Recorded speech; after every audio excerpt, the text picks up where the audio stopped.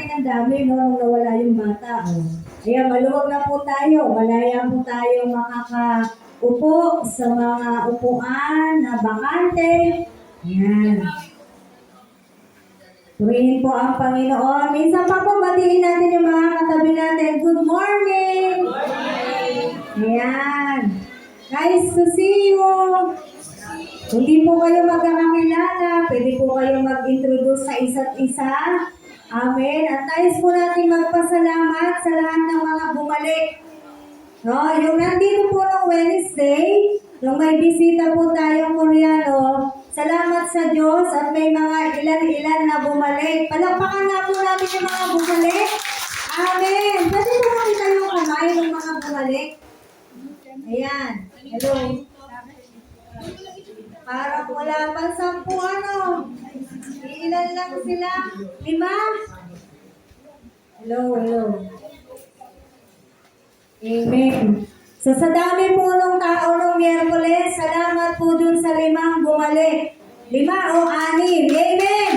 Palakpakan po natin ang Panginoon.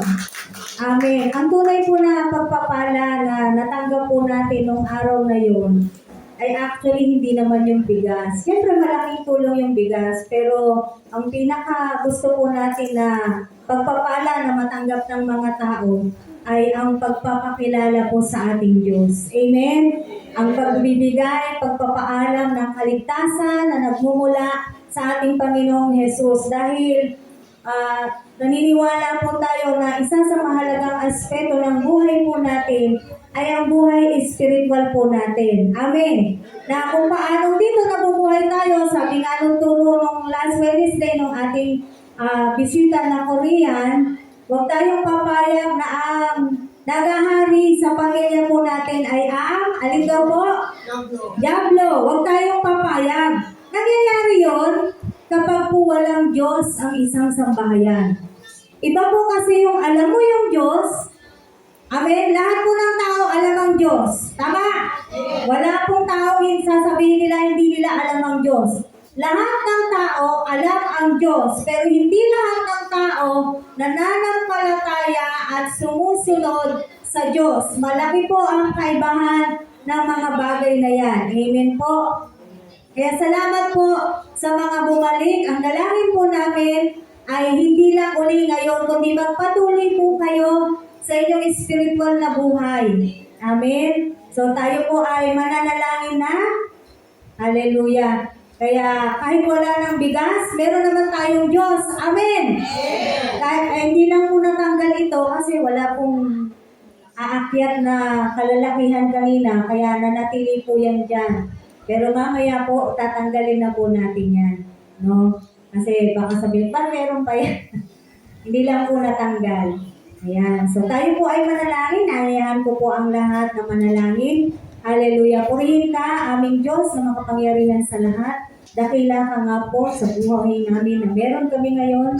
Thank you, God, for another gising na meron po kami ngayon. Pinagkaloob mo. Muli kami, Panginoon. May pagkakataon kami uli na purihin ka, sambahin ka, dakilain ka, O Diyos. At tunay nga, Panginoon, ang dalangin namin ang mga salita mo. Patuloy, Lord God, na natatanim sa matabang lupa, na hindi nagkakaroon ng kasayangan. Ang bawat salita, Panginoon, na naririnig ng mga tao, naririnig ng iyong mga anak, naririnig ng mga bago po namin kasama ngayon, O Diyos. Lord, banal na Espiritu, patuloy na mag-usap ka, maghari ka, magpakilala ka, Panginoong Jesus, sa buhay ng bawat isa. At hayaan mong maranasan nila kung gaano mo sila kamahal, kung gaano mo kamahal ang mga tao, kung gaano mo kamahal ang iyong mga anak, O Diyos. Patuloy, Panginoon, ang dalangin namin, God. Magpatuloy po ang bawat isa ayon sa iyong plano, ayon sa iyong kalooban. Sa kabila ng napakaraming hirap na pinagdadaanan sa buhay, God, manatili pong matatag ang bawat isa. Hanggang sa pagdating mo, dadatnan mo kami, Panginoon, na tapat, na nagsasamba at naglilingkod sa iyo. Purihin ka sa pangalan ng Panginoong Jesus. Amen. Amen. Hallelujah. Amen. Purihin mo ang Diyos meron po tayong bagay na mahalagang pag-uusapan sa umaga na to, na kung saan masasabi po natin, lahat po tayo ay mayroon nito. Sa tingin nyo, ano po kaya yon? Lahat ng itong pag-uusapan natin ngayon, lahat ng tao, lahat tayo ay mayroon po nito. Ano po kaya yon? Sa tingin po ninyo? Ha? Hindi po, hindi lahat ng tao nananampalataya. Sabi nga lang sinabi ko kanina, hindi lahat ng tao nananampalataya sa Diyos. Tama? Iba po kasi yung alam lang ang Diyos, iba rin yung kilala lang ang Diyos sa pangalan. Iba yung nananalig talaga sa Diyos, iba yung sumasamba sa Diyos, at yung sumusunod sa Diyos. Yung mga bagay po na yun, kapag ginagawa na po ng tao, nagkakaroon po ng bunga ang kanilang buhay. So pag-aaralan po natin ngayon kung saan lahat tayo dito, kahit yung mga tao sa labas, ay meron dito, lahat ng tao, yan po ay ang kasalanan. Yan po yung inawit natin kanina doon sa mga pasimula. No? Talagang mabuti po ang Diyos kasi lagi siyang may confirmation sa bawat salita na itinuturo po natin dito kada linggo. Let us understand sin. Yon, unawain po natin ano po ang kasalanan. At alam ko, aminado tayong lahat na tayo po ay nagkakasala. Amen? Na tayo po ay makasalanan. Parang wala yan ang araw na hindi po tayo nagkakasala. Tama, no? Opo, tama po yan. So, ang kasalanan or sin, pag-aaralan po natin yan, according to the Bible, described in the Bible as the transgression of the law of God. Buksan po natin ang ating mga Biblia sa unang 1, 1 John chapter 3, verse 4. Doon po muna tayo. Medyo marami po tayong verse na bubuksan po ngayon. Unahin po natin yung 1 John chapter 3, verse 4. So yung mga wala pong Bible, lalo na po yung mga bago po nating kasama ngayon, pwede po natin silang alalayan at pabasa po sa kanila yung ating pong pinag-aaralan para makita po nila yung ating sinasabi patungkol sa salita ng Diyos. Ayun si ate, walang malabo mata. Sige, makikinig na lang si ate. Sige po, 1 John chapter 3 verse 4, ang bawat nagkakasala ay lumalabag sa kautusan ng Diyos. Amen? Sapagkat ang kasalanan ay paglabag sa kautusan. Amen. Purihin ka, Panginoon, sa iyong salita sa umaga na to. Holy Spirit, speak unto us in Jesus' name.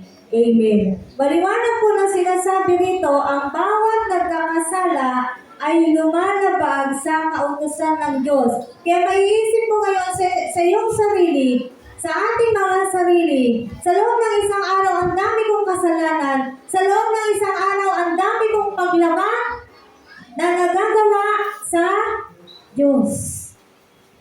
Di mo ba? Hindi natin ito nare-realize. Hindi po tayo aware na ganito po yung ginagawa po natin. No? Na sa bawat araw, ang dami natin nagagawa, nakukumit. Yung kasalanan, minsan sinasadya, minsan hindi. Yung kasalanan, minsan maliit. Tatay Bertali ka na. Minsan malaki. Tama po ba? Pero ganun pa man, wala naman pong size ang kasalanan. Maliit o malaki, yan po ay kasalanan. Sinasadya o hindi, kung yan ay kasalanan, yan ay kasalanan. No? Sabi rito, sin described in the Bible as the transgression of the law of God. Paglabag sa kautusan ng Diyos and rebellion against God. No? Pagre-rebelde against sa ating Panginoong Diyos. Deuteronomy 9:7. Punta po tayo sa Lumang Tipan. Deuteronomy chapter 9, verse 7.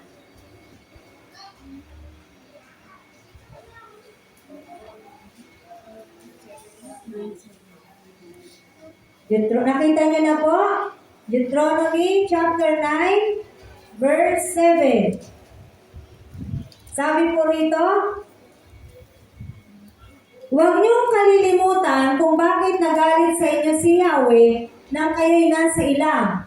Mula nang umalis kayo sa Ehipto hanggang ngayon, wala na kayong ginawa kundi magreklamo. Ito po ay tinutukoy po dito mga Israelita. May kwento po yan, niligtas ng Panginoong Diyos sa pamamagitan ni Moises ang mga Israelita. At doon sa ilang, ang mga Israelita, wala po silang ginawa kung hindi magreklamo sa Diyos. Sa pamamagitan ni Moises, bilang si Moises po ang leader nila noon. So makita po natin dito, no, na nagre-rebelde po ang mga tao. Sino ba rito hindi nagre-reklamo? Diba? Lahat tayo nagre-reklamo. Ang hirap ng buhay. Tama po ba? Ang hirap ng buhay. Ang mahal lahat ng lahat. Mahal na lahat. Mataas na lahat. Ang hirap ng buhay. Walang pag-asa. Yan po yung mga sinasabi ng tao. Wala nang pag-asa. Wala nang pag-asa ang Pilipinas. Tama po. Yung buhay ko, wala nang pag-asa. Ganito na lang ako. Yan. Yan po yung madalas nasasabi ng mga tao. Dahil maraming nararanasan. Yung paghihirap na nararanasan po ng mga tao, ay hindi naman sila nahihirapan dahil sila'y sumusunod sa Diyos. Hindi po. Nahihirapan sila, minsan yun po ay consequence na ng kanilang desisyon, consequence na ng kanilang ginawa o ginawa dati. Amen? So, hindi po nahihirapan yung mga tao, lalo na sa panahon natin ngayon. Hindi tayo nahihirapan dahil sa naglilingkod ka sa Diyos. Hindi ka nahihirapan, hindi ka napapagod dahil sa Diyos. Marami pong tao ngayon, pagod na pagod, pero hindi dahil sa Diyos. Maraming tao abala sa buhay, pero hindi dahil sa Diyos. Hindi rin sila abala sa Diyos. Maraming tao ngayon, wala oras sa Diyos. Pag yayakagin mo dito, ayaw nila ng ganitong gawain. Amen. Unless may makukuha. Yun po yung masakit na katotohanan.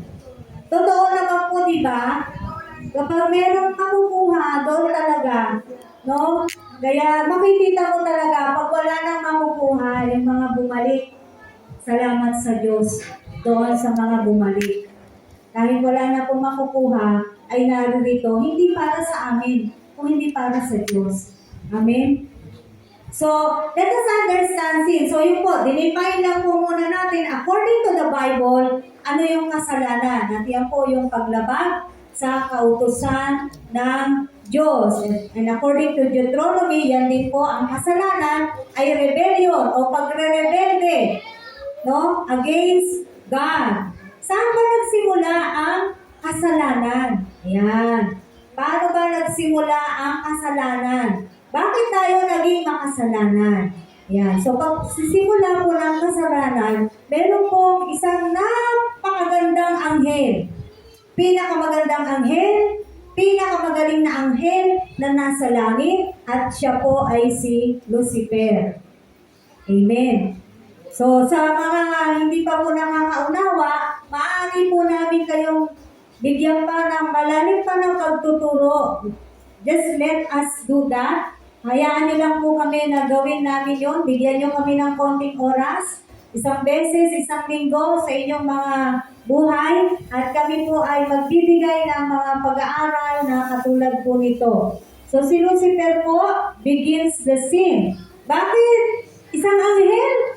Napakagandang anghel po nito. According to the Bible, not according to me, but according to the Bible. Si Lucifer na napakaganda at napakagaling na anghel, sa kanya nagsimula ang kasalanan. Bakit? Dahil sa ganda at galing ni Lucifer, nagnais siya na mas maging mataas kaysa sa Diyos. Opo. Gusto niya mas mataas siya sa Diyos. Isaiah 14:12-15. Basahin po natin. Isaiah chapter 14, verses 12-15.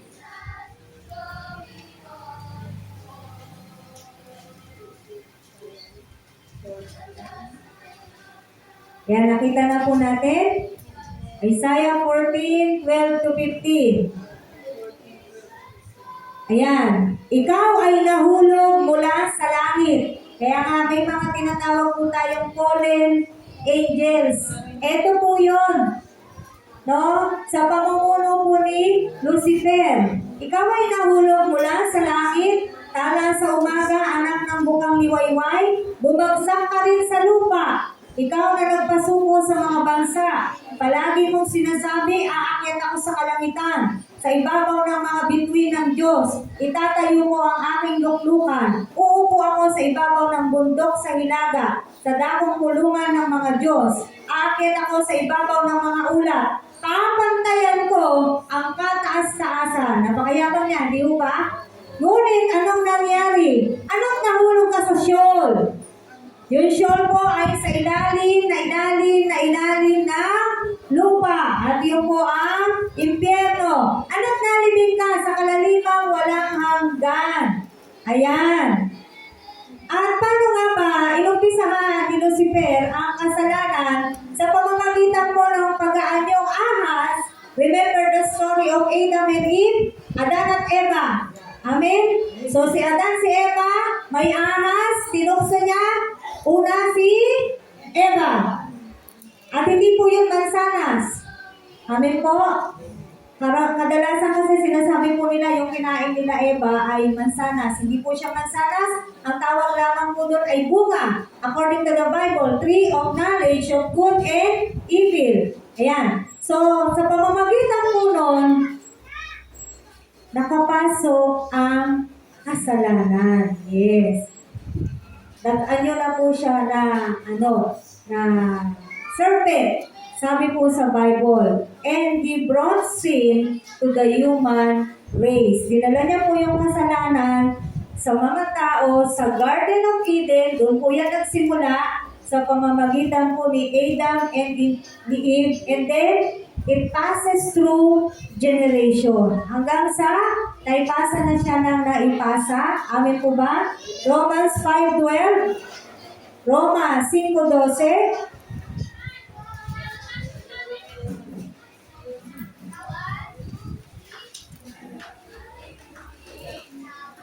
Sabi po rito, nakita niyo na po? Ang kasalanan ay pumasok sa sanlibutan sa pamamagitan ng isang tao at ang kamatayan sa pamamagitan ng kasalanan niya. Dahil dito, lumaganap ang kamatayan sa lahat ng tao sapagkat ang lahat ay nagkasala. Punta po tayo sa bandang ilalim lang. Romans 6:23. Sasabay na po natin ang pagbasa. Diyan lang din po sa Roma. Yung unang binasa natin, Roma 5:12. Ito pong pangalawang babasahin natin, Roma 6:23.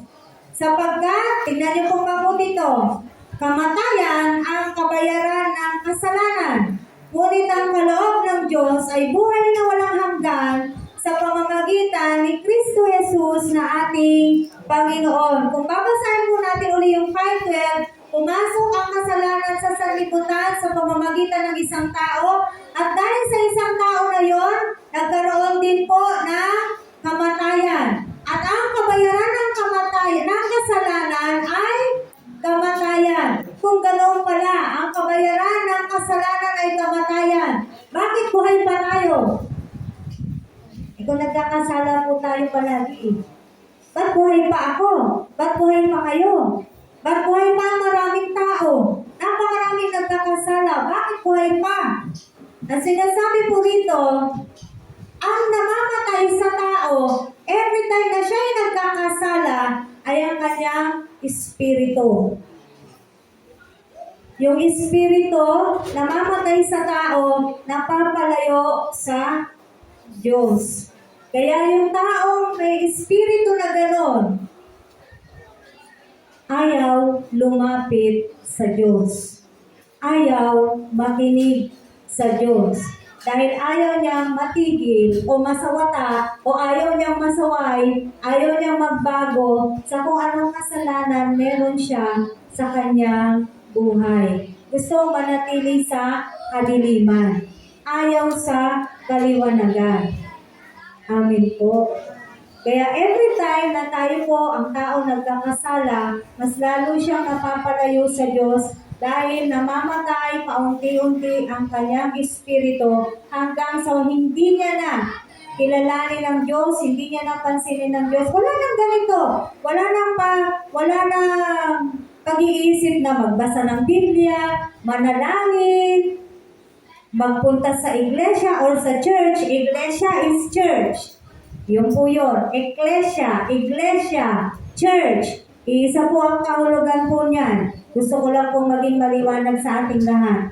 So napasa po through generation ang kasalanan, kaya naman ang kabayaran ng kasalanan ay kamatayan. Bukod sa kamatayang espiritu, meron din po kamatayan na pangwalang hanggan. Iyon po ay pagkatapos ng buhay natin dito sa lupa. Alam niyo ba na meron pa po tayong buhay after this? Amen? Meron pa po tayong buhay after this. After natin dito sa lupa. Pero, ang laging tanong dyan, saan ka mabubuhay pagkatapos ng buhay mo dito sa lupa? Sa langit, sa piling ng Diyos? O dun sa ilalim, sa piling na kaaway ng Diyos? Yan po ang katotohanan. Dalawa po ang kasasadlakan ng tao. Pwede sa piling ng Diyos, pwede sa piling ng kaaway ng Diyos.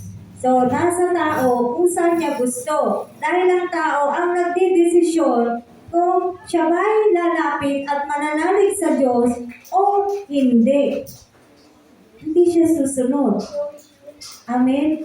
Alam niyo po, ang Diyos po ay tumatawag po ng maraming tao. Ang Diyos, lahat gusto niya maligtas. Sa Diyos po, wala po problema. Lahat gusto niya maligtas. Lahat gusto niya mapunta sa kanyang kaharian. Kaya lang, sa tao, doon nagkakaproblema. Binigyan po tayo ng kalayaan ng Diyos na magdesisyon. Binigyan tayo ng kalayaan ng Diyos na mamili. Kaya tayo yung pipili. Saan ka pupunta? Saan mo gusto? Mananampalataya ka ba? Susunod ka ba sa Diyos? O hindi? Mananatili ka na lang sa kasalanan hanggang sa mamatay na mamatay ang iyong espiritu at yung kamatayan na yan ay aabot doon sa piling ng kaaway ng Diyos sa ilalim ng lupa. Amen. At dito po papasok yung tatlong kasalanan, tatlong uri ng kasalanan na pag-aaralan po natin. Kailangan maintindihan po natin ito. Alam niyo kung bakit? Dahil bukod sa pinag-aaralan po natin ito, pinag-aaralan namin, napansin din natin sa mundo natin ngayon, parang very light lang sa tao yung magkasala. Alam mo yung parang okay lang sa kanila kung sila ay magkasala. Walang conviction, walang fear. Hindi na natatakot kung magkasala po sila. Naiintindihan niyo po ako? Ang tao ngayon, pag nagkakasala, parang hindi na nga po nakukonsensya kung ang tao ay nagkakasala. Dahil malayo na sa Diyos. Amen? Pero, ito po ay hindi natin matatapos ngayong linggo na to, kaya bumalik po kayo sa susunod na linggo dahil mas tatalakayin pa po natin ng mas mainam pa ang patungkol sa kasalanan kung paanong sisirain po nito at wawasakin niya po ang tao. Amen. Kaya huwag po tayong papayag na wasakin at sirain po tayo ng kasalanan. Habang may ganito pang panahon, habang may ganito pang pagkakataon, habang naririnig pa po natin ang tinig ng Diyos, tayo po ay lumapit na sa Diyos. Unang uri ng kasalanan, inherited sin. Yan. Ano po sa Tagalog yung inherited? Namana. Tama. Inherited sin. Namana po natin. We are sinners because we sin. And we sin because we are sinners. Wala kang ibang ituturo. Bakit ka ganyan? Bakit ka makasalanan? Because we are really sinners. Kaya sinasabi tayo ay makasalanan. Kaya tayo tawag sa atin makasalanan kasi tayo'y nagkakasala. Awit, Psalms 51, verse 5.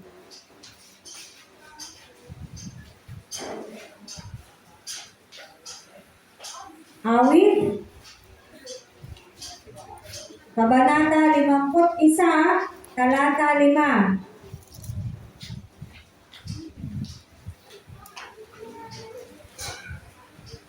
Nakita niyo na po? Ako'y masama na, buhat ng iluwal. Makasalanan na ng ako'y sisilang. Amen. Kahit ayaw po natin tanggapin ito, ito po yung katotohanan. Ako'y makasalanan na buhat ng iluwal. Makasalanan na ng ako'y isilang. Bakit? Namana po natin yung kasalanan, yung nature ng pagiging makasalanan, kay Adan, which is representation. Adam means representation of human being. And we are human being. Amen? Generation. Ngayon. No? So, namana po natin, kumbaga ganito, yung mga anak natin, may mga namana po sila sa atin. Ay, yung anak kong babae, namana niya yung kagandahan ko. Ayan, ganyan, di ba? Yung anak kong lalaki naman, namana niya yung tatay niya. Ay, yung mata niya, namana niya sa tatay niya. Tama? May mga ganyan po tayo, di ba? May mga namamana talaga yung mga anak-anak natin sa atin. Kasi tayo yung magulang po nila. Same as true with Adam, yung nature niya na makasalanan, wala naman nagturo sa kanya maging makasalanan eh. Pero sumuway sila sa Diyos ni Eva. Tama po ba? Sumuway sila. Kaya yung nature nila na magiging makasalanan ay namana po natin. Kaya sabi rito, yung binasa natin sa awit, iluluwal ka pa lang, makasalanan ka na. Kaya nga po ngayon, kahit na yung mga batang maliliit, di ba nagtataka tayo, wala naman nagturo sa kanya na gawin niya yun, pero ba't niya ginagawa? Batang maliit, hindi naman tinuturuan niya ng masama, di ba? Tinuturo natin yan, mga magaganda, mabubuti, pero natututo pa rin sila ng mga hindi magaganda. Natututo sila, yung batang maliit, natututo magsinungaling. Hindi mo naman tinuruan magsinungaling. Why? Kasi nga, nature na ng tao yung pagiging makasalanan. Amen. No? Pangalawang uri po ng kasalanan na pag-aaralan po natin, imputed sin.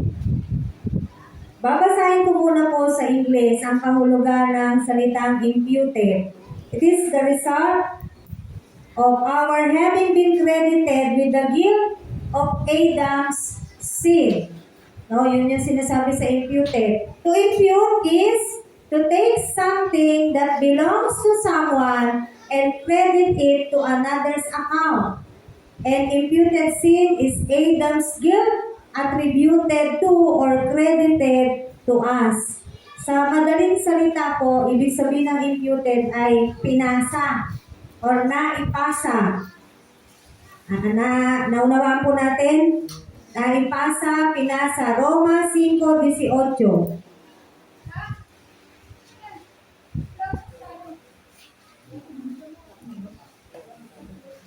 Romans chapter 5, verse 18, sabi po rito,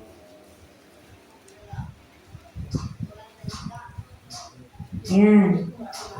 Kaya kung paano nagbunga ng kaparusahan sa lahat ng kasalanan ng isang tao, ang pagkamatwid naman ng isang tao ay nagdulot ng kapatawaran at buhay sa lahat. Ayan. So dito po papasok na ang ating Panginoong Hesus sa salitang imputation or pagpasa or naipasa na kasalanan po sa ating mga tao. Dito po sa binasa natin in Romans 5:18, yung isang tao, yung ginawa niya, nagbunga ng kasalanan at kaparusahan sa lahat. Meron namang isang tao, ang ginawa niya ay nagbunga ng pagkamatwid na nagdulot ng kapatawaran at buhay sa lahat. Yung unang tao na binabanggit po rito na nagbunga ng kaparusahan ng kasalanan ay si Adan. Yung pangalawang binabanggit po rito ang nagbunga naman, yung pagiging matuwid niya ay nagdulot ng kapatawaran at buhay sa lahat. Yan na po ang ating Panginoong Jesus. Paano po nangyari yan? Sabi natin, to impute is to take something that belongs to someone and then credit it to another's account. So yung kasalanan, una, namana na natin, di po ba? Tapos na, ipasa pa po sa atin, almost the same, pero merong pagkakaiba dahil dito po sa imputation, pumasok na po rito ang ating Panginoong Jesus. Ginamit po ng Diyos itong prinsipyo na to, yung imputation or pagpapasa. Yan, ano po kaya yung naipasa sa atin ng ating Diyos? God used this principle, imputation, to benefit mankind when He imputed the sin to Jesus Christ. Ayan. Ito po yung sinasabi natin. Yung imputation, yung kasalanan po natin, di ba? Makasalanan po tayo, tama? Yung kasalanan po natin, ipinasa sa ating Panginoong Jesus. Ang nagbata ng kaparusahan na dapat tayo ang tatanggap. Remember, tayo po dapat ang tatanggap ng lahat ng poot ng Diyos. Amen? Ang Diyos po ay pag-ibig, pero siya po ay marunong magalit. Yan po ang totoo. Ang Diyos ay pag-ibig, pero hindi sinasabi ng maraming tao. Lagi lang nilang sinasabi, God is love. Bakit hindi nila sinasabi na nagagalit din ang Diyos? Tama? Marunong pong magalit ang Diyos. Nasa Nahum chapter 1, verse 7 or 8, if I am not mistaken, mamaya pupuntahan natin kung may oras pa po tayo. Pero ito, sasabihin, tuloy po natin yung ating sinasabi patungkol po kung paano ipinasa sa Panginoong Yesus natin yung ating pong kasalanan. Ipinasa kay Jesus Christ na siyang nagbayad ng ating mga kasalanan sa pamamagitan po ng pagkamatay niya sa krus ng Kalbaryo. Amen. So lahat po tayo, alam naman natin na si Jesus Christ ay napako at namatay sa krus. Ikatlong araw siya po ay nabuhay. Wala pong ibang Diyos sa mundo na to na namatay at nabuhay uli, si Jesus Christ lang. Kaya siya po ang tunay na Diyos. Dahil walang ibang Diyos na katulad niya. Lahat po ng ginagawa nilang Diyos ngayon, namatay na lahat yon, hindi sila nabuhay. Si Jesus Christ lang po ang buhay hanggang ngayon. At siya po ay darating. Yung tinatawag nating second coming. Pagbabalik ni Jesus Christ. Babalik po si Jesus Christ dito para sunduin niya hindi lahat ng tao, kundi yung kanyang mga anak. Susunduin niya po yung mga anak niya. Kaya tiyakin natin na tayo po ay anak. Kasi kung hindi ka anak, hindi ka kasama sa susunduin niya. Baliwanag po yan sa Biblia. Amen? So naipataw po sa ating Panginoong Hesus ang ating kasalanan at binayaran yon. Kaya nga sabi sa Biblia, mahal ang pagkakabili ko sa inyo. Saan nga ba mababasa yun? Korinto yun, di ba? Para lang makita ng ating mga bago. Mahal po ang pagkakabili sa atin ng ating Panginoong Hesus. Baka akala nila kung ano lang yung ginawa ng ating Panginoong Hesus dun sa krus ng Kalbaryo. Hindi po biro yung naranasan ng ating Diyos doon sa krus ng Kalbaryo hanggang sa siya po ay mamatay. Hindi dahil sa siya ay makasalanan, kung hindi dahil ipinataw sa kanya yung kasalanan na dapat po sana tayo ang tatanggap ng parusa na iyon. Ayan.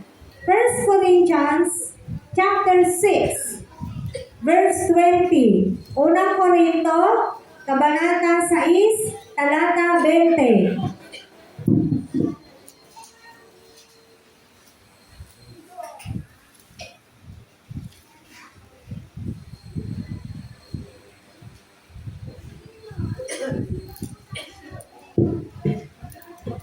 Nakita niyo na po? Basahin po natin. Binili niya kayo sa malaking halaga. Kaya gamitin ninyo ang inyong katawan upang maparangalan ang Diyos. Ayan. Naintindihan po natin to? Naunawaan po natin to? Mahal po ang pagkakabili sa atin. Ganyan tayo ka-precious. Ganyan tayo ka-espesyal sa harapan ng ating Panginoong Jesus. Sabi mo sa katabi mo, napaka-espesyal mo pala. Biro mo, ang pagkabili sa'yo ay buhay ni Kristo. Kung titignan po natin, sino ba ako? Diba? Wala naman ako eh.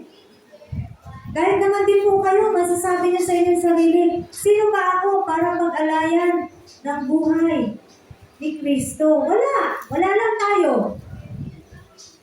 Kahit na presidente ka pa, wala ka rin naman. Tama po? Pero binili po tayo sa malaking halaga ng ating Diyos para pagbayaran yung kasalanan natin. Hindi niya po kasalanan. 1 John 2:2. Unang 1.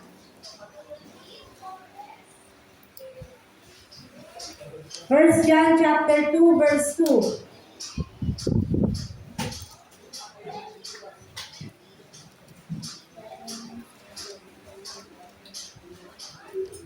Sapagkat si Kristo ang handog sa ikapagpapatawad ng mga kasalanan natin at kasalanan din ng lahat ng tao. Anong pangalan po yung sinabi dyan sa ikapagpapatawad ng ating kasalanan? Si Kristo. Sa pamamagitan ni Kristo.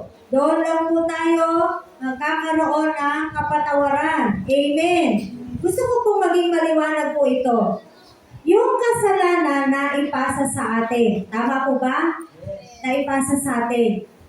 Pero si Jesus Christ, wala po siyang kasalanan. Jesus Christ is a perfect God. Perfecto po siya. Wala siyang kasalanan. Kasi baka magkaroon tayo ng kalituhan o naipasa sa atin yung kasalanan, bakit siya yung nagbayad? Marahil makasalanan din siya, hindi po. No? Perfecto po ang ating Diyos. Yung kasalanan natin, uulit-ulitin natin, pinasa kay Jesus Christ, but hindi niya po namana. Hindi katulad natin. Naipasa sa atin yung kasalanan, namana natin yung nature ng kasalanan ni Adan. Maliwanag? Kay Jesus Christ, pinasa yung kasalanan, pero hindi niya namana yung kasalanan ni Adan. Gusto ko po yun liwanagin. Naiintindihan po natin? He bore the penalty for our sin, but He never became a sinner. Dinala niya po, no? Siya nagbayad ng kasalanan natin, pero hindi siya kailanman naging makasalanan. 2 Corinthians 5:21. Ikalawang Korinto. 2 Corinthians 5 verse 21.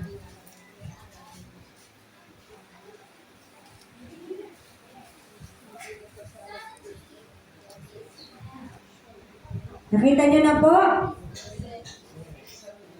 Ito po, binibigyan natin ng mga verses para makikita po natin yung mga sinasabi po natin ay nagmumula po sa Biblia. Hindi nagkasala si Kristo, ngunit dahil sa atin, siya ay ibinilang na makasalanan upang makipag-isa tayo sa Kanya at mapapanal sa harapan ng Diyos sa pamamagitan niya. Maliwanag, hindi po nagkasala si Kristo, ngunit dahil sa atin, siya po ay inaring makasalanan. Dahil nga ipinasa po sa Kanya yung ating kasalanan, no? Para ano? Para tayo makipag-isa sa Kanya at mapapanal sa harapan ng Diyos sa pamamagitan niya.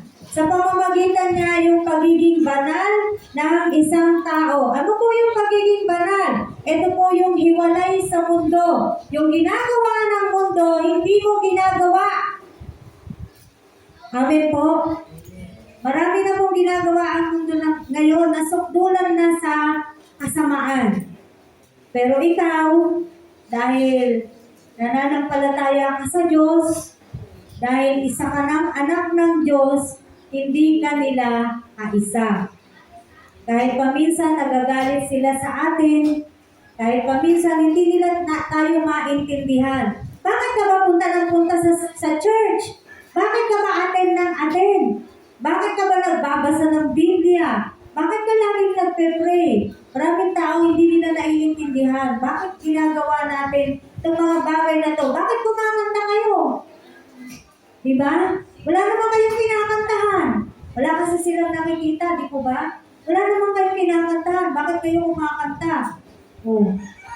Ang Diyos po ay Espiritu, kaya sabi sa Biblia, sinasamba po natin siya sa Espiritu at sa katotohanan. Eh wala talaga tayong ipapakita anuman dito sa iglesia natin na ito. Amen. So maliwanag po na nabasa po natin na ginawa yan ni Kristo upang tayo ay mapabanal. Huwag na tayong sasali sa kung anong ginagawa, kung paano po mabuhay ang mga taga-mundo. No? Wala po silang ibang inisip kung ano yung ikasisiyan ng kanilang sarili. Kung ano yung gusto ng kanilang laman. Wala na po silang ibang inisip kundi yung mga bagay po na yan. Kaabalahan sa mundo na to. Wala nang oras, walang panahon. Wala. Uy, alika, atin ka, punta ka sa church. Naku, busy ako. Dami kong ginagawa. Yan. Ganyan po madalas ang sinasabi ng mga tao. Wala na silang panahon sa Diyos. Aliho kayo, sama ko kayo sa amin. Naku, wag na. Alam niyo po ba yun, nagaganyan tayo pag nagyayakag tayo ng mga tao. Wag na. Yan, ganyan. Ayaw po nilang makinig. Ayaw po nilang sumamba. Ayaw na po ng tao na kilalanin ang tunay na Diyos. At akala po nila, hindi po sila nagkakasala sa ganong bagay. Pangatlong kasalanan, una, inherited sin. Pangalawa, imputed sin. Doon na po pumasok ang ating Panginoong Yesus. Ito po yung pangatlo, personal sin. Ayan. Personal sin. Ito, kanya-kanya na to. Kanina, pwede mo bang sisihin si Adan? Tama. Si Adan kasi. Si Eva kasi. Uy, nagsimula si Eva kasi siya yung unang kumagat. Yan, pwede natin silang sisihin no, sa simula. Pero pagdating dito, wala na si Adan. Wala na si Eva. Personal na po natin to. Kayo ba, pag nagkakasala kayo, dahil inutusan kayo ni Adan? Di na, di ba? Matagal na po silang wala sa mundo. Kung nagkakasala po kayo ngayon, kinalabit ba kayo ni Eva? Hindi rin, di ba? Wala. Sinong tuturo mo? Bakit ka nagkasala? Sarili mo lang. Tama po? Ito na po yung tapasok na po yung personal sin. Committed every day by every human being. Ano sabi? Pag personal sin? Committed every day by every human being. Nagagawa, nakocommit ng lahat ng tao araw-araw. Amen. Dahil nga, namanan natin by nature yung pagiging makasalanan, no? Kaya ngayon, kahit wala na sila, nandun pa rin yung ano na yun, kaya tayo ay makasalanan pa rin. Amen. So, we have inherited a sin, nature from Adam. We commit individual, personal sins. Tayo na po yung nagkakasala sa mga sarili natin. Those who have not placed their faith in Jesus Christ must pay the penalty for these sins. Yan, sa lahat po ng hindi mananampalataya sa ating Panginoong Yesus, magbabayad po sila o makakatanggap sila ng karampatang parusa sa kanilang mga kasalanan. However, However, believers, yung tinatawag kong believers, yung pong mga anak na ng Diyos. Sino yung mga anak ng Diyos? John 1:12. Lahat po ng tao nilikha ng Diyos. Pero hindi po lahat ng tao ay anak ng Diyos. Ngayon, aalamin natin sino ang anak ng Diyos? John chapter 1 verse 12. Kaya mamaya, pwede nyo ma-assess nyo niya sa sarili ninyo. Ay, di ba pala ako anak ng Diyos? Pwede pa rin naman. May panahon pa po. Kaya nga narinig natin or ipinarinig sa atin ng Diyos ang salita niya ngayon. John chapter 1 verse 12. Ngunit ang lahat ng tumanggap at nanalig sa Kanya ay pinagkalooban niya ng karapatang maging anak ng Diyos. Maliwanag? Lahat ng tumanggap lang. Lahat lang ng nananalig sa Kanya. Yun lang ang anak ng Diyos. Kapag ang tao hindi tinatanggap, hindi nananalig kay Jesucristo, hindi po sila anak ng Diyos. At ang kanilang ama ay ang demonyo. Sabi po sa Biblia, hindi po ako may sabi niyan. Yun po yung masakit na katotohanan na mahirap pong tanggapin ng mga tao. Kaya nga po, ang iglesia na to ay nagpapatuloy na magbahagi, mag-imbita, magyakap. Dumating pa yung mga Koreano, tama po ba? Para lang magpahayag kami ng salita ng Diyos. Dahil ito po yung kautusan ng Diyos. Magbahagi ng kanyang salita. Ipahayag si Kristo. Ipakilala si Kristo. Kumbaga, ano na lang yung bigas parang sabihin natin, bonus na lang po yun. Ang talagang gusto po natin ipahayag, ipakilala, ipamahagi ay ang ating Panginoong Jesus. Dahil gusto ng Diyos, maligtas ang mga tao. Gusto ng Diyos, maging anak niya yung mga tao. Lahat lang na tumanggap at nananalig kay Kristo, yun lamang po ang kanyang anak. Ngayon, tanungin mo yung sarili mo, ako ba'y tumanggap na kay Kristo? Ako ba'y nananalig na kay Kristo? Kasi kung ikaw'y tumanggap na at nananalig ka na kay Kristo, susunod ka sa Kanya. Amen. Susunod tayo sa Diyos kasi siya na po yung ating Diyos. Siya po ay manlilikha, tayo ay nilikha lamang. Huwag po natin kakalimutan yan. Baka nakakalimutan kasi natin Siya ang creator, tayo creation lang. Anything na gustong gawin ng manlilikha sa kanyang nilikha, pwede hindi? Pwede. Kung gusto ka na niyang patulugin, pwede. Kung gusto ka niyang mabuhay ng matagal, pwede rin. Tama po ba? So bakit hindi natatakot ang mga tao doon sa nagbibigay ng buhay? Hindi nga tayo mga pusa, uulitin ko. Isa lang ang buhay po natin. Huwag na po natin sayangin. Ngayon yung pagkakataon na narinig mo ang tinig, ang salita ng Diyos, sabi sa Hebreo, huwag nang maging matigas ang iyong ulo. Sa lahat ng nakakapakinig ng salita ng Diyos, lalo na po sa panahon natin ngayon, huwag na pong maging matigas ang ulo po natin. Kung sa tingin mo hindi ka patuluyang tumanggap sa ating Panginoong Hesus at nananalig sa ating Panginoong Hesukristo, may pagkakataon ka ngayon, may panahon pa, tanggapin natin, manalig tayo sa ating Panginoong Hesus, sambahin natin ang ating Diyos. Pati po itong araw na to, kautusan niya po ito, hindi po ito gawa-gawa namin.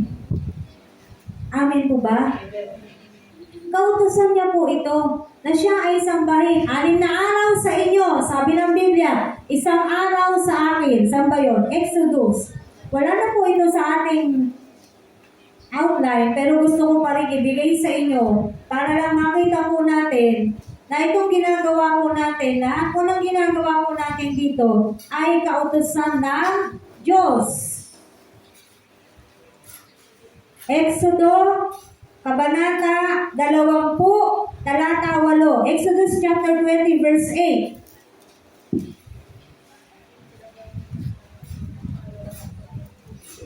Nakita niyo na po?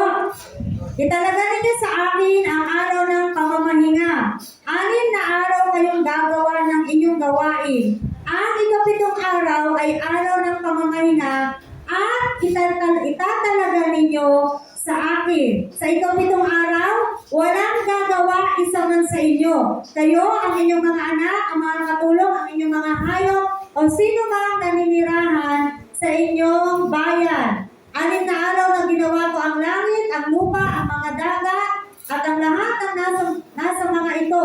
Na mahinga ako sa ikapitong araw. Itinagi ko at itinilaga para sa akin. Very special sa Diyos po natin.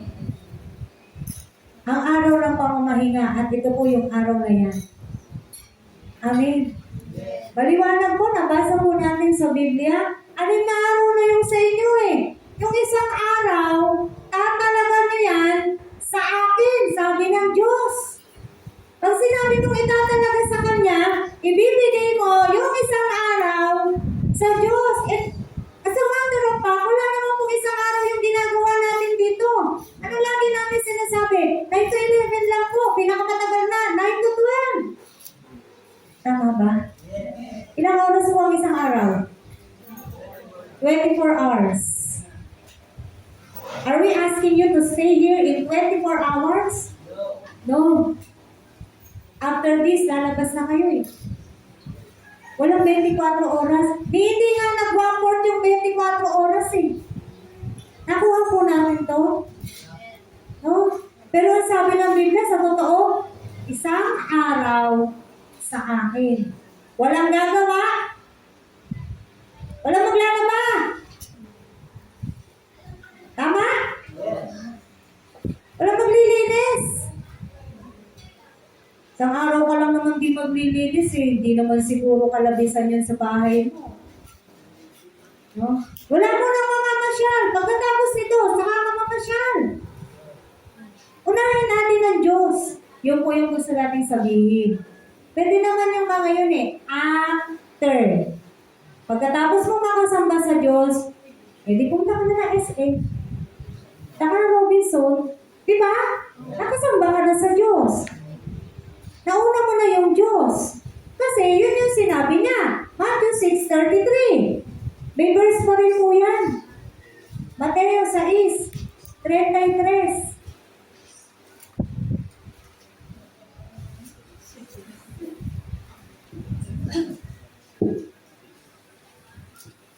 Kunti na lang po.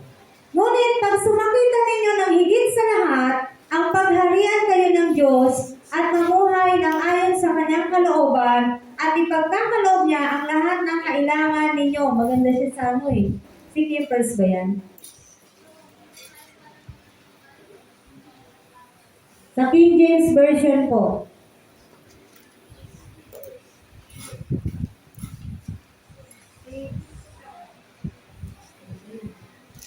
Apat yung mata, hindi ko makita. Ito po, mas maganda po siya sa King James Version.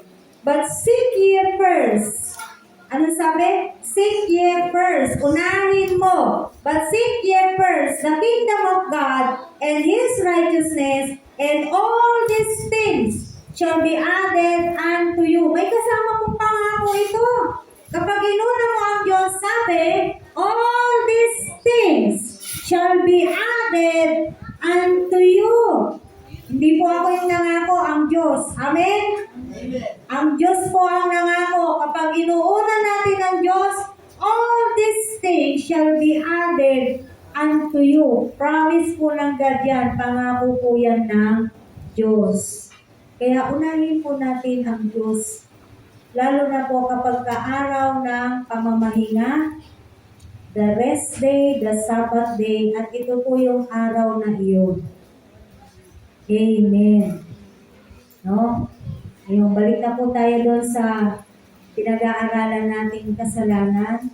Kasi nabanggit na po yung believer. However, believers have been freed from the eternal penalty of sin. Yung mga nananampalataya na. Yan. Hindi na po kasama sa kaparusahan ng kasalanan. At ano po yung parusa na yan? Hell and spiritual death. Yan po yung parusa. Sa lahat ng mga makasalanan, hindi mananalig, hindi tatanggap sa ating Panginoong Yesus, may karampatan po yung parusa, hell and spiritual death. We now also have the power. Sa lahat po ng mga nananampalataya na kay Kristo, sa lahat ng mga nagsasabi siya ay anak na ng Diyos, we now have the power to resist sin. Amen. Because the Holy Spirit lives within us. Remember in our discipleship training, doon po sa training natin, meron po doon tayo na ituro, book 1 pa lang po, na ituro na po natin to. We are capable to sin. At the same time, we are also capable not to sin. May kakayahan tayong magkasala, pero may kakayahan din tayong hindi magkasala. Dahil ang paggawa ng kasalanan ay pagdedesisyon. Gagawin mo ba to o hindi? Pag alam mong masama, di ba? Ikaw magdedesisyon. Gagawin ko pa rin ba to? Kahit alam kong ito'y kasalanan, gagawin ko ba to o hindi? Di ba? Sino ka nagdedesisyon nun? Tayo. We do the decision. But then, if you are a real Christian, a true Christian, the Holy Spirit speaks unto you. Ang banal na Spirit ay mangungusap sa iyo at alam mo na ang magiging tugon mo kung merong tukso. Gumawa ka ng kasamaan, gumawa ka ng kasalanan. Kahit pa sinasaktan ka, hindi ka gaganti ng kasamaan. Hindi ka gagawa ng kasalanan. Yun po yung sinasabi natin, we are capable to sin, at the same time, we are also capable not to sin. Amen? Now we can choose whether or not to commit personal sins. Kaya nating pumili. Magko-commit ba ako? Gagawa ba ako ng kasalanan? O hindi? No, dahil nga nananahan na po sa atin ng banal na spirito, at ang banal na spirito po, syempre, siya ay Diyos, may kapangyarihan po siya. Amen? May kapangyarihan po ang banal na spirito na nananahan sa atin. And when we do sin, Christian, sa mga tunay na Kristiyano, kapag tayo po'y nagkakasala, kinokonvict po tayo ng banal na spirito. Kumbaga, hindi ka na mapakali. No, na nakagawa ka ng mali. At ano yung nagiging response kapag ka ganon? We ask God's forgiveness. Lord, sorry. Yan. Magsasorry ka agad sa Panginoon. Nagawa ko po yun. Diba? We ask forgiveness. Yung po yung sinasabi sa 1 John 1:9.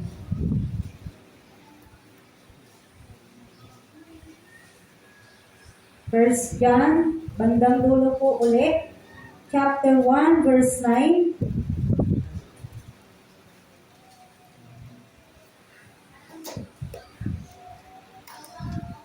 Kung ipinapahayag natin ang ating mga kasalanan, maaasahan nating ipatatawad sa atin ng Diyos ang mga ito at lilinisin tayo sa lahat ng ating kasamaan sapagkat siya'y matuwid.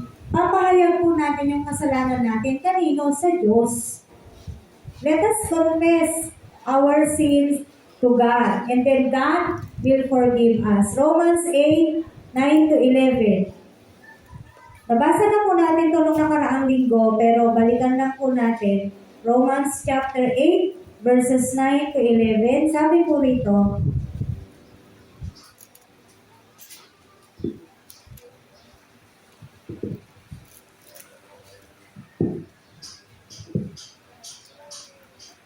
ngunit hindi na kayo namumuhay ayon sa laman, kundi ayon sa Espiritu, kung talagang nananahan sa inyo ang Espiritu ng Diyos. Kung ang Espiritu ni Kristo ay wala sa isang tao, tingnan niyo po ito ha, hindi siya kay Kristo. Ngunit kung nasa inyo si Kristo, bagamat patay na ang inyong mga katawan dahil sa kasalanan, Buhay naman ang inyong espiritu dahil sa pinawalang sala na kayo. Kung nananahan sa inyo ang espiritu ng Diyos na siyang muling bumuhay kay Yesu Kristo, ang Diyos din iyan ang magbibigay ng buhay sa inyong mga katawang mamamatay sa pamamagitan ng kanyang espiritong nananahan sa inyo. Nakita po natin to, bibigyan tayo uli ng buhay ng Diyos. No? Bagong buhay. Bagong nilalang. Yan. 2 Corinthians 5:17. Sabi po rito, sa lahat ng mga kumikilala na, tumanggap na sa ating Panginoong Yesus, sa mga nakipag-isa na kay Kristo, kaya ang sino mang nakipag-isa kay Kristo ay isa ng bagong nilalang. Wala na ang dating pagkatao. Ano na raw siya? Siya'y bago na. Amen. Sa lahat ng marunong na humingi ng tawad ng kanyang kasalanan sa Diyos, nanalig at tinanggap ang ating Panginoong Hesus, yan po ay mga bago ng nilalang. Yung dating pagkatao mo, wala na. Kaya minsan nagtataka yung mga tao sa'yo, dati lasinggero ka, ngayon hindi na. Dati mabisyo ka, ngayon hindi na. Nagtataka sila, o ano ginawa mo? Bakit ayaw mo nang uminom? Bakit ayaw mo nang magbisyo? Diba may ganyan, nagtataka sila. Kasi isa ka ng bagong nilalang. Dahil kanino? Dahil mabait ka? Hindi. Dahil kay Kristo. Dahil sa ating pananalig, sa ating Panginoong Diyos. Because the Word of God has the power. It has all the power to change us. Para baguhin niya po tayo. Ganyan po kamakapangyarihan ang salita ng Diyos. Kaya sa lahat ng mga binabago ng Diyos, araw-araw tayo po ay binabago ng Diyos. Araw-araw, unti-unti, nawawala po yung mga dati nating pagkatao na hindi po kinalulugdan ng Diyos. Yung mga dating kasalanan na nagagawa natin, unti-unti, hindi naman po instant ito, no? Unti-unti po talaga, or proseso po talaga. Pagdadaanan po talaga yung proseso, pero manindigan po tayo, sabi nga ng Biblia, stand firm in our faith. Manindigan po tayo sa ating pananampalataya at magtatagumpay po tayo. Kasi along the way, kung ikaw po ay binabago ni Kristo, along the way, hindi pwedeng hindi ka tutuksuhin ng aaway. Yan. Kasi yun ang gustong-gusto niya. Dahil trabaho niya po yan. No? Kaya along the way, sa pagbabago mo, minsan makakaranas ka ng mga masasakit na salita, maririnig mo yun, o kunwari ka pa, alam, simba ka dyan, ganun pa rin naman ugali mo.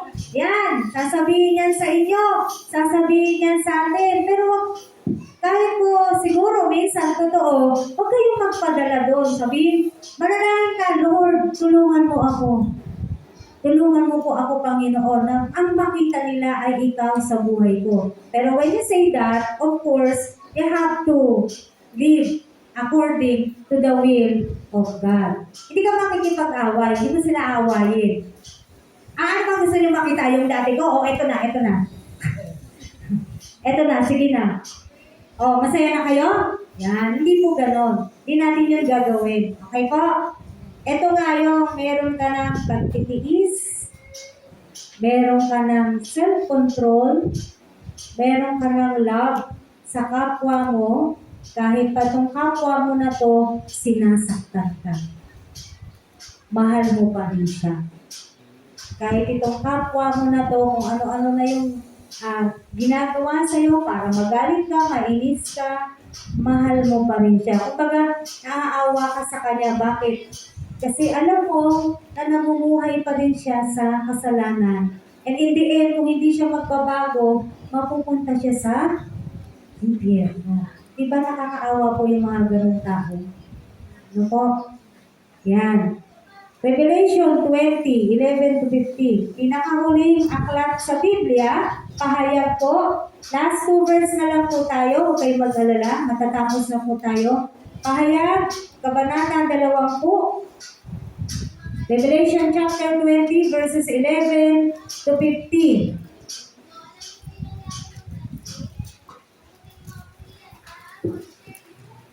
Ayan. Sabi po rito, basahin po natin na, pagkatapos nito'y nakita ko ang isang malaking tronong puti at ang nakaluklok doon. Ito na po yung huling paghuhukom. Judgment Day. Kasi tayo pong lahat ay haharap sa harapan ng Diyos. Tayo pong lahat ay huhusgahan ng Diyos. At nakita kong nakatayo sa harap ng trono ang mga namatay, maging dakila at maging hamak. At binuksan ang mga aklat. Naku, may aklat. Ano kayang laman ng aklat? Binuksan ang isa pang aklat. Ang aklat ng buhay. Pinatulan ng mga patay ayon sa kanilang ginawa, gaya ng nasusulat sa mga aklat. Lahat po ng ginagawa natin ay nasusulat sa aklat. Amen? Iniluwan ng dagat ang mga patay na nasa kanya. Inilabas din ng kamatayan at ng Hades ang mga patay na nalagak sa kanila. Pinatulan ang lahat ayon sa kanilang mga ginawa. Verse 14. Pagkatapos ay itinapon sa lawang apoy ang kamatayan at ang Hades. Ang lawang apoy na ito ay ang pangalawang kamatayan. Itinapon sa lawang apoy sino? Ang sinumang hindi nakasulat ang pangalan sa aklat ng buhay. May record po ang Diyos. Amen. Kilala niya po tayong lahat. Siya lumikha sa atin eh. Kaya may record siya. Nakasulat, nakatala sa aklat ng buhay kung yun ay anak niya. Nasa listahan. Kapag wala sa listahan, walang bigas. Sa susunod. Totoo po sa susunod pag wala sa listahan. Pero kidding aside, hindi na po sa pagbibiro. Pag binuksan yung aklat ng buhay, Jennifer Reyes, sino ka nga ba? Tatanungin ka ba? Jennifer Reyes po, titignan. Walang Jennifer Reyes. Patay. Saan dadalhin? Doon sa pangalawang kamatayan, sa lawang apoy. At hindi po yung biro. Hindi natin gusto doon, tama? At walang taong may gusto doon. Kahit sino. Kahit sinong tanongin mo, ayaw nila pumunta sa impyerno. Pero tingnan mo yung ginagawa nila, patungo sila sa impyerno. Dahil ayaw nilang lumapit sa Diyos. Tama po ba? Kaya tayo mga nakakarinig ng salita ng Diyos, especially po sa mga bago po nating kasama ngayon, we really hope and pray that this Word of God ay matanim sa matabang lupa. Na inyo po talagang maintindihan, naunawaan, kung paano kailangan po natin ng Diyos. Hindi po natin kayang iligtas ang ating mga sarili. Hindi rin po pwede yung biro-biro na sasabing na lang ako kay ano. Diba, ikaw ano ka, madasalin ka, sabit na lang ako sa'yo. Hindi po siya ganon. Kanya-kanya pong kaligtasan ito. Kasi ang pagbasa ng pangalan sa aklat ng buhay ay isa-isa. Hindi naman sinabing, o lahat ng Reyes, pasok! Diba? Hindi naman ganun eh. Pangalan eh. Eh kung may naiwan palang Reyes doon, diba? Hindi po siya by family. Isa-isa. Kaya nga gusto natin, pati yung mga pamilya po natin, mabahagi na po natin ng salita ng Diyos. Kaya yung mga tao dito, kahit po paulit-ulit kaming umiikot, okay lang. Hanggang sa baka. Nagbabaka sakali pa rin tayo. Baka sakali. Itong pagkakataon na to, ay sila ay makinig na ng salita ng Diyos. Dahil darating po ang araw, wala na pong gagawa ng mga ganitong gawain. Wala na. Darating ang araw, pagbabawalan po ang mga ganitong gawain, isasara po yung mga ganitong iglesia. Pag sarado na, tignan mo yung tao, saka sila magdudumali na gustong mag-church, wala na, sarado na. Mangyayari po yan. So, pagdating ng araw. Kaya habang hindi pa po tayo pinagbabawalan, habang may pagkakataon pa po tayo, malaya pa po natin gawin ang mga pagsamba sa ating Diyos, gawin na po natin. Last verse, Ephesians 1:7. Ephesians chapter 1, verse 7.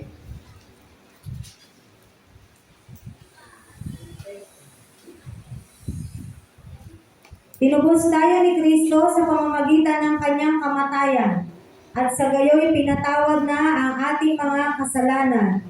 Gayon kadakila ang pag-ibig na ipinadama niya sa atin. Amen? Binigyan niya tayo ng karunungan at kabatiran upang lubos nating maunawaan ang kanyang lihim na panukala na isa sa katuparan sa pamamagitan ni Kristo pagdating ng takdang panahon. Ano yung panukala daw na yun? Pag-isahin kay Kristo ang lahat ng nasa langit at nasa lupa. Tayo po yung nasa lupa, balang araw, kung talagang tayo po, nakasulat ang ating pangalan sa aklat ng buhay, makakasama po natin si Kristo. Amen. Kaya nga po, sa pamamagitan ng pananalig natin sa ating Diyos, tayo po ay sumunod. Para tayo po ay maging anak ng Diyos. All these sins, inherited, imputed sin, personal sins, lahat naman na po ito, nabayaran na ng ating Panginoong Yesus. Pero, hindi po yun excuse para magkasala ka ng magkasala. Uulitin ko, wala pong piniling kasalanan na pinagbayaran ni Kristo. Lahat ng kasalanan, pinagbayaran na po ni Jesus Christ doon sa krus. Kaya lang, yung personal sin, doon na po kasi tayo magpupol sa personal sin. Hindi po ito susi or hindi ito excuse, ay bayad na pala ni Kristo yung kasalanan ko eh. Okay lang, magkakasala na lang ako uli ng magkakasala. Hindi po ganun ang anak ng Diyos. Tama? Kung anak ka ng Diyos, ang tatay mo ay banal, dapat ikaw na anak ng Diyos ay isa rin banal. Hindi naman pwedeng banal siya tapos ikaw. Diba? Napakalabo naman po nun. Pwede mo ba sabihin, uy, born again ako, pero okay lang akong gawin tong mga bagay na to. Hindi po pwede yun. Magbubunga po ng mabuti at maganda ang ating pong pananalig kay Kristo. Amen. Tayo po'y manalangin. Dalangin ko po, meron po kayong naunawaan sa ating pong mga pinag-aralan sa umaga na to. Hallelujah.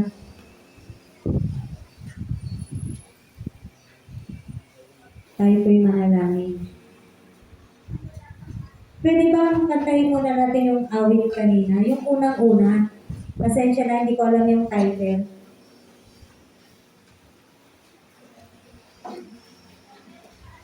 Yung pinakauna din. Ayun. Ayan. Si Ate Joy po ang mamumuna sa atin ng pag-awit na ito. Tingnan po natin yung sinasabi. Siyasatin mo, Jesus, ang puso ko. Yan. Magpasaliksik po tayo sa ating Diyos. Kasi we know naman, alam naman natin na tayo po ay talagang katulad na ng napag-aralan natin, by nature we are sinners and every day we commit sin. Amen? But then we must repent. Kailangan po natin humingi ng tawad sa ating Panginoong Diyos at manalig po tayo kay Kristo. Tayo po natin tumayo. Nanyayan ko po kayong tumayo. Kung hindi niyo po alam yung awit, okay lang po. Basta mahalaga ay mabasa niyo po yung sinasabi o mensahe ng ating aawitin. Hallelujah.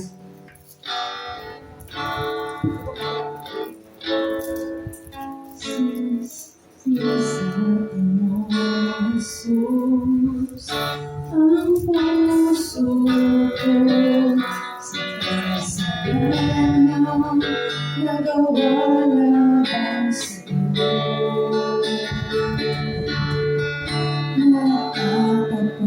Yes, Lord. Tatawag kami sa Yes, ang kawihan, kasalanan ka, pero ng bawat isa ngayon. Kaya sa atin mo kami ka, pinipinok namin po sa iyo, Panginoon.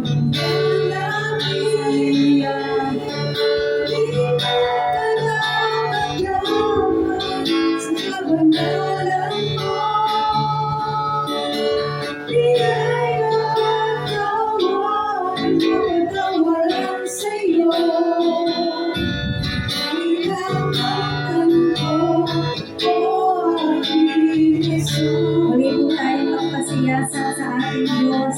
Tayo po'y nakikita ng Diyos. Kilala niya po tayo. Kahit ngayon, alam niya anong laman ng puso natin. Anong laman ng isip po natin. Isuko po natin sa ating Diyos. Lahat ng kasalanan na gawa po natin. Hallelujah. Magtapat po tayo sa ating Diyos. Lumapit po tayo dahil siya lang po ang makapagbibigay ng kapatawaran sa mga kasalanan po natin na ito. At magiging po tayo ng pagbabago. Simula sa oras na ito, Panginoon, mabuhay po po kami. Patawarin mo kami, O Diyos. Mabuhay po kami, Panginoon. Hallelujah. Sa kabanalan mo, biyaya at tawag, mapatawaran sa'yo. Ay nakamtan ko, o aking Jesus. Isang pangkay lumapit sa Diyos. Malapit, di man kalapagaman sa kabanalan mo. Biyaya at tawag, mapatawaran sa'yo. Ay nakamtan ko, o aking Jesus. Malapit, di man kalapagaman sa kabanalan mo. Biyaya at tawag, mapatawaran sa'yo. Ay nakamtan ko, o aking Jesus.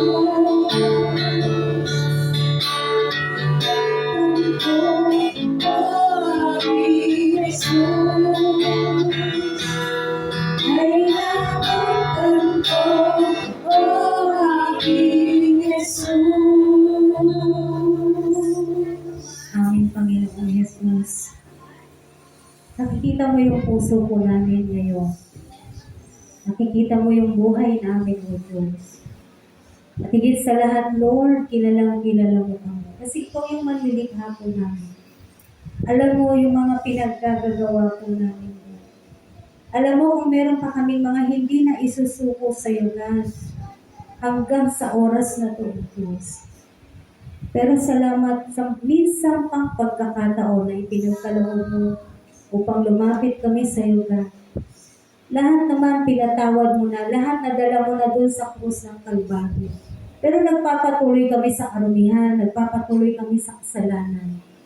Yung mga personal sins, Lord God, we continue to commit it every day of our lives. Kaya sa oras na ito, God, hinihingi po namin yan ng tawad sa iyo. Tulungan mo kami, God, hindi namin kaya. Hindi namin kayang mabuhay araw-araw, Panginoon, na talagang perfecto, talagang malinis, O Diyos. At yun ay imposible. Pero dahil sa iyo, sa banal na Espiritu, na nananahan sa amin, Panginoon, meron kaming kalayaang magdesisyon upang piliin ang magkasala o hindi magkasala. Kaya Lord, lagi mo pong ilagay sa puso namin dyan. Ayawan na namin ang kasalanan. Ayawan na namin ang kasamaan. Kinamumuhian namin, Panginoon, yung bagay na kinamumuhian mo, ang kasalanan. Hindi po namin sinasabing hindi na kami magkakasala. Pero nagpapasalamat kami sa iyo Dahil meron na kaming Jesus sa buhay namin. Meron ng banal na spirito na nananahan sa amin. Mangungusap sa amin, magko-convince sa amin, magtutuwid sa amin, gagabay sa araw-araw naming buhay kung paano nanaisin niya na mamuhay kami ayon sa iyong kalooban, ayon sa iyong plano, ayon sa iyong kabanalan. Kaya God, sa aming paglapit sa iyo sa umaga na to, O Diyos, patuloy na manahan ka at pagpakilala ka pa ng lubos, lalo na po doon sa mga bago naming kapatiran, God. Yakapin mo sila, Panginoon. Ikaw po, O Diyos, ang maranasan nila. Ang mga salitang narinig nila, we really pray, Lord God, the power of your word, O Diyos. Na ito po, O God, ay magkaroon ng bunga sa kanilang mga buhay. At sa bawat isa sa amin din naman na narito palagi, God, kada araw ng linggo, we also pray, Lord, na kami mismo gustuin namin na mabuhay ng may kabanalan sa iyong banal na harapan. Banal ang aming Ama, kaming iyong mga anak ay nararapat lamang mamuhay sa kabanalan. Be holy, for I am holy, as you have said in your word, Lord God. Yun ang sabi mo. Hindi ko sinabi, pero ikaw, sinabi mo yun, Lord God. And according to Paul, imitate me as I imitate Christ. Lord, isang dahilan kung ba't mo kami tinawag to live according to your will, Christ-likeness. One of our goal, Lord God, is to be like you. Mamuhay ng katulad mo, O Diyos. Mamuhay na mayroong mga attributes mo na nakikita sa amin. Mamuhay ng punong-puno ng liwanag at hindi po ng kadiliman sa mundo na to. Dahil sinabi mo, God, ang iyong mga anak, ang ilaw at asin ng sanlibutan na to. Palagi pong mangyari that we as your children, tunay kami maging ilaw at asin ng sanlibutan na to, O Diyos. Kaya salamat po, Panginoon. Thank you, Lord, sa iyong salita. Salamat, Panginoong Yesus. Dahil sa iyo, bayad na yung kasalanan namin, God. Wala kaming problema, wala nga kaming contribution, wala nga kaming ginawa, God. Kaya ang dalangin namin, Lord, mas mahalin ka namin. Mas lumapit kami sa iyo. At mas naisin namin na kilalanin ka pa araw-araw. Sa bawat araw na ibinibigay mo sa amin, mas kilalanin ka pa namin, O Diyos. At magpakilala ka ng lubos-lubos sa lahat-lahat sa amin. Thank you, God. Continue to be with us. And continue to bless us, Lord, with your word, with your power, with the Holy Spirit. In Jesus' name, amen.